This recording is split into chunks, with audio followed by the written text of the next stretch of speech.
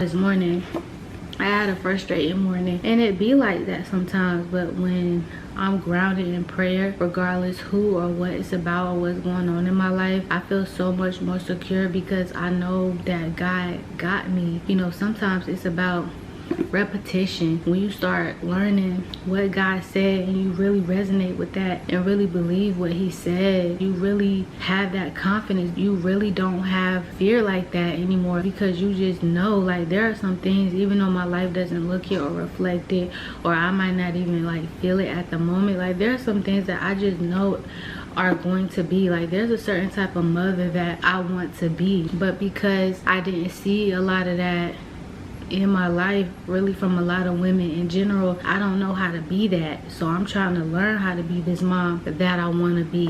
And that's no shade to any of the women in my life, my mom, aunts, anybody like that. It's really just that, you know, I understand that black women, like women in general, have it hard, but black women have had it hard. You know, we've had to live in our masculine, you know, we've had to be the enforcer, grinding. Even though I grew up with two parents in the household, my mom and my stepdad was not my dad, and me and my brothers knew that, like, you know what I'm saying? So there was still that separation in the household, and knowing like that's not our daddy and we know who our daddy is, you know what I'm saying? So it still wasn't always peachy and congruent and everything like that you would hope in a blended family.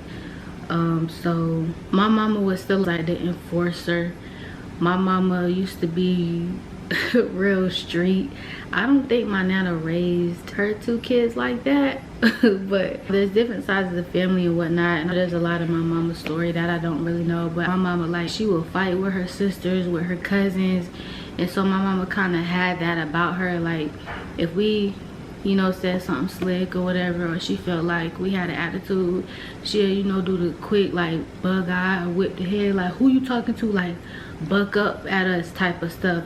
But I don't think that's anything, like, I don't take it personal. Like, I think a lot of black moms are like that, because like, you got to think about where we came from, like, as black people, how we were treated. And you know, a lot of times you had to act a certain way according to society. So I think a lot of that translated into the black home, which is why there's so many other cultures that don't understand or resonate with the way we were brought up, because they just weren't treated like us. So yeah, for women, the ones who I could do battle by myself, it's me and my kids against the world, I don't need nobody, I think that has a lot to do with just the black history of it all, and black women carrying a lot on their own and not really having the opportunity to rest and be feminine women, coming up in a sexualized society, not even realizing that was the case. Like, our society is still sexualized right now, but there's so many more resources out there, and so many awesome spiritual leaders, and even our own, like, brothers and sisters in Christ, like, just telling our testimonies that are helping us understand how to be more wholesome and how to respect ourselves more. And you know, we're learning more about the opposite sex, so it's helping us to dodge a lot of the mistakes or grow from the ones that we have made already experienced, or that people in our past have. So anytime I talk about my past, it's not really a shot to my childhood or anything like that. We all have a story, honestly, but the type of mom that I want to be, like, y'all know Tabitha Brown? Every time I hear her talk, she just make my heart so warm. And that's the kind of spirit that I want to have and I want to give off with my children, you know, because I honestly feel like I don't have to be a tyrant, I don't have to be a dragon for them to know that I mean business and to respect me, you know what I'm saying? Like, I don't have to instill fear in my children for them to listen to me. That's how I feel.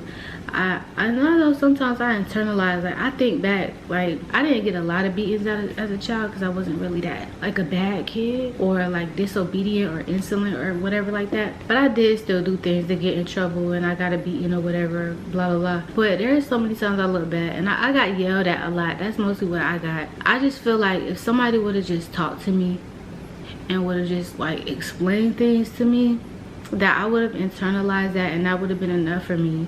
I didn't have to, you know, get all of some of the things I got for me to learn the lesson. And I just feel like I want to try that with my children.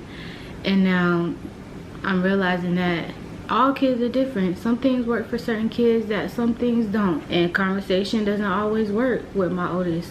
She really doesn't like conversation. You can visibly see her zone out and stop listening. So with her, I have to keep things short and concise, and if there's a punishment, I boom bam, just give it to her right then, because she's not like me in that way. And that's one thing I had to learn on this motherhood journey, that my kids are not like me in every way. Now my son is definitely a lot more like me, but even still, you know, he's still his own person, so in a lot of ways he's still not like me. But anyway, regardless, if you're healing, if you're wanting to grow deeper with God, break generational curses, if you are wanting to see the fruit in your life, you gotta get your prayer life up. We already know how 2024 went.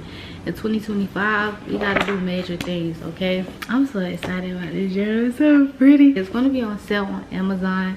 I'll put a link so that I can send you an email to let you know when it goes live and when it goes on sale, which is pretty soon. This is not something that I was putting out just to try to make money, or just to say that I'm an author or I created a journal or anything like that. I really poured my heart into this. I really prayed, and God gave me the idea because essentially I was struggling. I put in work on this journal for me and any other woman who wanted to use it. Like, I didn't take this as light work, because I know this is something that I'm looking forward to using in my own life, and that will transform and evolve me. And I pray that if any of you decide to get this journal, that you will be blessed. I know I'm excited to use it, and it's just beautiful to see how God works in our life in different ways. But yeah, it's my prayer journal for women. I really have to be spiritually attuned when I do things out of desperation, or most of us, when we do things because we feel like we need to do them, like we do things because we gotta make it happen, and you're doing it because it needs to get done. It's an obligation. But even if something is an obligation but you're not doing it because it's an obligation, like if you need to cook for your kids, or you need to cook yourself a healthy meal, or you need to clean the house, or you need to run errands, when you have this energy behind it that like, I need to do this, even in the midst of like strife, anger, frustration, or whatever, you're gonna do it because you need to get it done, even if it's strict determination. But all of these things, these are things that you need to do, but you also want to do them. Number one is that you want to do them, and number two, that you need to do them. You're going to be able to do it with such softer energy. And that's something that I've had to realize over time. So most of the things that I do, I try my best, honestly, not to do anything out of like a need or a desperation, like, oh, I gotta do this, I need to do that. I try to keep it in the forefront of like, this is what I want, like this is what I desire. I want to cook this healthy meal for my children. I want to eat this smoothie for breakfast. You know what I'm saying? When the feeling behind it is a want to do it, it's just so different. Like even in your relationships, if it's just like, yeah, I gotta do this for my husband, or I gotta do this for my boyfriend, I need to do this, it kind of creates some sort of resistance in you. But when you wholeheartedly feel like it's something that you want to do, even if at the root of it something is something that you need to do, it feels so much more like love when you do things because you want to do them. And so yeah, the type of stuff that I've been talking to y'all about, amongst the other things like weight loss, being an empath and setting boundaries, and being an introvert, spiritual growth, like all of that stuff, if my mind is not right, it's gonna come out like blood. When I'm not recording content, the type of stuff I've been talking to y'all about, normally I just think about it to myself, or I say something about it to my husband, or there's a couple of friends that I talk to, and I'm just like, I wonder if people actually be getting tired of me.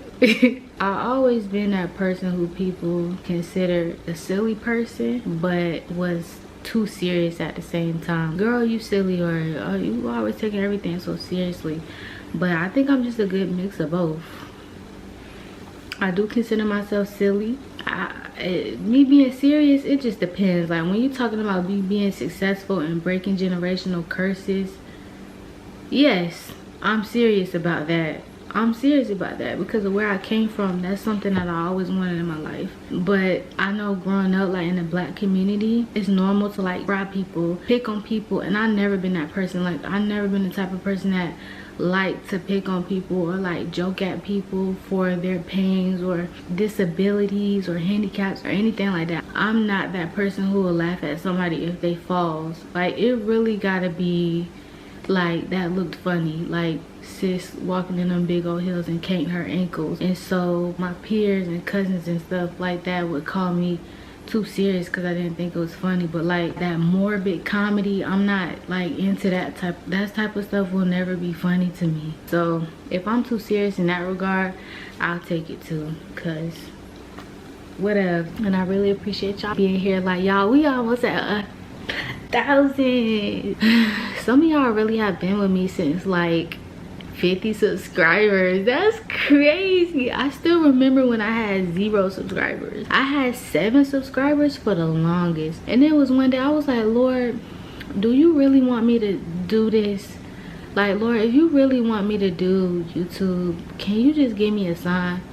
Tell me why after months of having 7 subscribers, I woke up the next day and had 8 subscribers. I was like, okay, God, period. I love y'all so much, and peace and love. I'm out. Spiritual life is going up.